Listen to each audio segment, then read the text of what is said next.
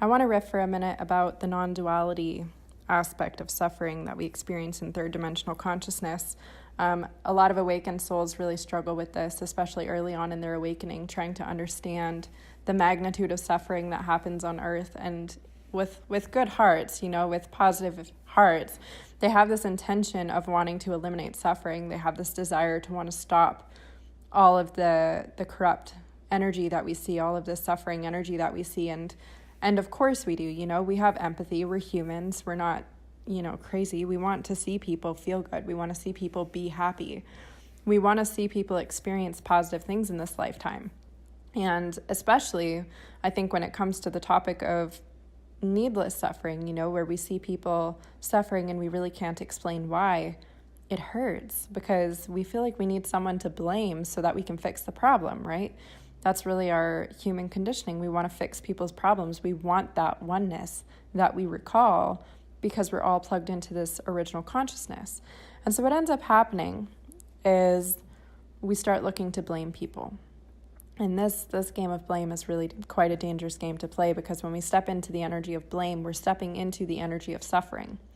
And it's kind of a tricky one, right? Because we want to understand why these things are happening so that we can fix it. It's really an innocent, positive, lighthearted approach, right?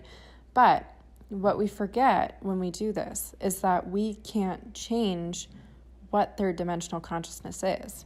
We can't change the reality of third dimensional consciousness. We can shift ourselves, and we can go exist in fourth, fifth, sixth, seventh, eighth dimensional consciousness and above. We could totally do that.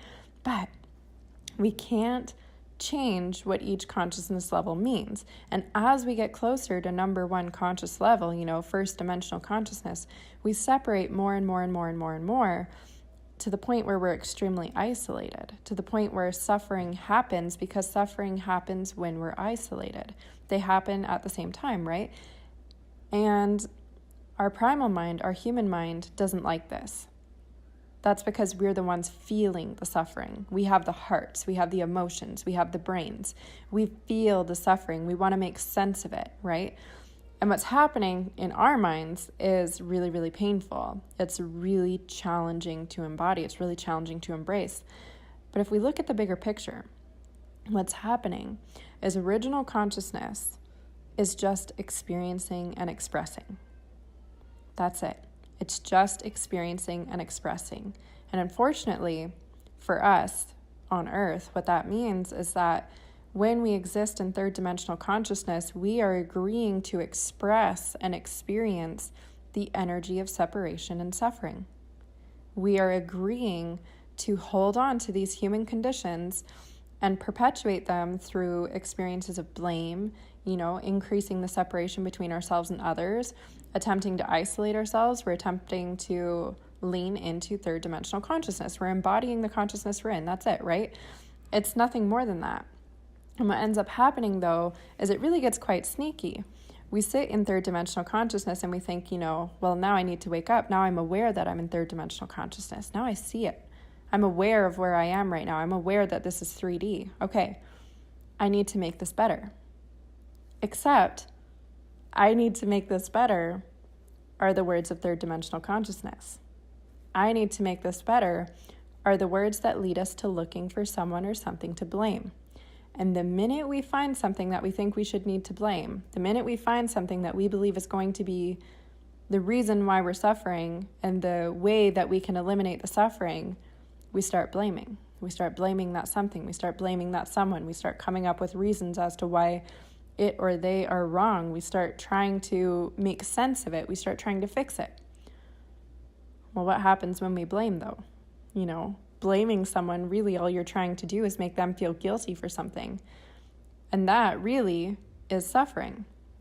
You feel guilty because you're blaming someone, and they feel guilty because they're being blamed. It's really, really just third dimensional consciousness. So when we're in that state, when we're still blaming people, when we're still trying to understand the suffering, and we're still trying to eliminate the suffering by blaming a certain person or a certain group of people or a certain thing, we really haven't left third dimensional consciousness. We're still suffering. We're still creating our own suffering. And that's what third dimensional consciousness is all about, creating suffering, creating separation. So if we want to get out of that state, and if we want to liberate our society from that state, the first step is to stop looking for someone or something to blame. The first step is to stop looking for someone or something to blame. It doesn't matter if your logical human mind can see the person causing the suffering. That doesn't matter. The minute you start blaming that person is the minute you lose sight of the bigger picture and you play into third dimensional consciousness.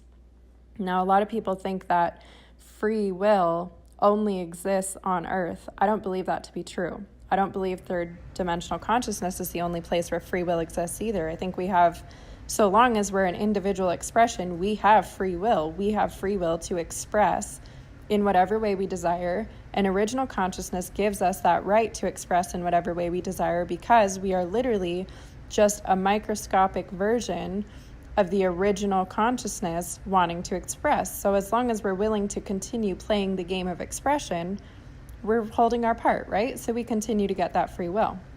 So if we want to end suffering, the trick then is to stop blaming. Even if your logical mind can find someone to blame, stop blaming. And instead, start increasing your own consciousness. Start moving up into fourth dimensional, fifth dimensional, sixth dimensional, and above consciousness. Start shifting up into these newer states of awareness. And as you do this, as you shift out of third dimensional consciousness and you go higher and higher and higher, you begin to see it for what it is.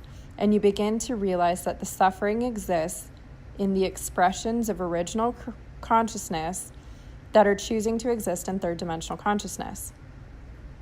They may not be consciously choosing to exist there right now, but they are choosing there. That is where their energy is plugged in right now. That is where they've agreed to be plugged in right now in one way or another. So they can choose to wake up at this time, as we call it, awaken, ascend at this time into newer levels of consciousness. And at that point, they'll liberate themselves from suffering. And truly, when they do that, they liberate, not you liberate, the entire consciousness from suffering, right? But for the people who choose to continue to stay there, the people who are not ready to awaken, we must remember to look at the bigger picture.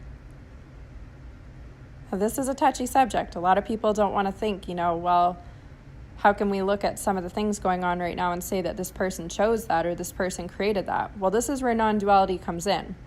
Okay, you need to understand that just because the suffering's happening and just because this is a manifestation of third dimensional consciousness doesn't mean it's right. It doesn't mean that we should just sit by and allow these things to happen. This is not what I'm saying at all. But I'm saying for you, on your personal journey, right here, right now, if you want to do your part in eliminating your suffering, and if you want to do your part in liberating the collective from suffering, you need to raise your consciousness. And it starts by becoming aware of where you are, understanding what feeds into where you currently are right now, and raising your vibration into the next level of consciousness and continuing to do that. Now, as you do, though, you need to remember that you are still living in a collective that is very much plugged into the third dimensional consciousness. So just because you yourself are not experiencing the suffering anymore doesn't mean other people aren't. So we still need to have compassion. We still need to have those feelings. We still need to have that desire to support these individuals. That doesn't go away. You're not going to lose that all of a sudden. You're still connected to these people.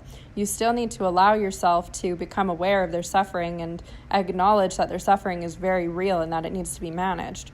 But you do your part not by blaming someone, not by tossing around blame in these big wide ways, blaming little pieces of society for an evolution of mankind that has been happening for years and years and years, right? We can't blame thousands of generations of this on people who are alive right here, right now. It's just not fair. That just perpetuates the suffering for those people. What we need to do is we need to raise our awareness, and we need to educate other people on how they can raise their awareness. Now, that's a different topic for another time. People are going to raise their awareness in their own way, okay? People are going to awaken in their own ways. It's not always going to look the same. It's not always going to look like sitting with crystals and counting your sun sign and your moon sign and your ascendant, right? Not everybody's going to be into it that way. But as people learn how to awaken and as people learn how to embrace the awakening in their own unique way, as the awakening goes mainstream, this knowledge is going to become more readily available. And collectively, at least on Earth, we're going to eventually be able to liberate the suffering because we're all going to raise into this higher consciousness. So there it is. That's the non-duality on suffering. That's your ability to recognize suffering and realize that suffering does exist. Suffering is a real thing. Suffering is definitely true, but it is not inherently bad. And on a bigger picture level, it happens because the universe wants to experience, not because there's some terrible force attempting to hurt anyone, but because this is one of the many expressions of the universe. And the universe simply cannot, or original consciousness rather, simply cannot expand if it refuses to expand in all directions. It won't be able to expand in the directions it wants to go. It won't be able to expand limitlessly. So as humans, we need to understand this. And if we desire to liberate ourselves from this, we need to take in this awareness and choose to liberate ourselves. And through liberating ourselves, other people eventually become aware of the lack of suffering in our lives, and they want to liberate themselves. And eventually it's going to get, all the way around the globe. Eventually we're going to see it happening, and the people who we blame for being greedy, the people who we blame for not sharing, the people who we blame for having bad politics in place, stuff like this, they're going to awaken too. And naturally, everything is going to shift so that the resources are shared equally, so that people are taken care of equally, so that everybody has access to everything they need. That is the key. That is where fixing it comes in. That's how we fix it.